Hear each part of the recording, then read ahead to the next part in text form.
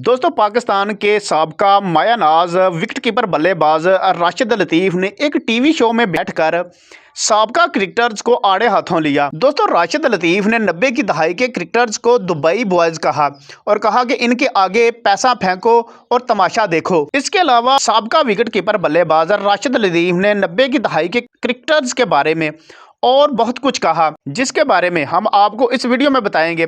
लेकिन वीडियो में आगे जाने से पहले आपसे गुजारिश है कि वीडियो को एक दिल से लाइक और हो सके तो चैनल को सब्सक्राइब कर लें। दोस्तों आईसीसी चैंपियन ट्रॉफी में शर्मनाक हार के बाद पाकिस्तानी टीम में बड़ी तब्दीलियों की बात की जा रही है।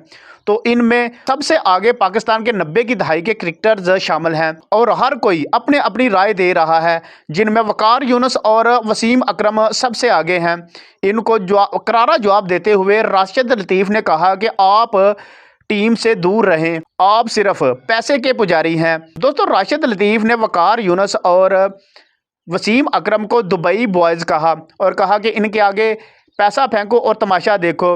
राशिद लतीफ़ ने मज़ीद कहा कि ये जब क्रिकेट दोनों खेलते थे तो आपस में लड़ते रहते थे, लेकिन आजकल इनके दरमियान प्यार बहुत ही ज़्यादा बढ़ गया है। ये सब कुछ पैसे की वजह से है, लिहाजा इनको चाहिए कि टीम मैनेजमेंट से दूर रहें। राशिद लतीफ़ ने मज़ीद कहा कि इन दोनों की वजह से ही टीम का जनाजा निकल गया है। आज हम आईसीसी चैंपियन ट्रॉफी में एक भी मैच नहीं जीत सके।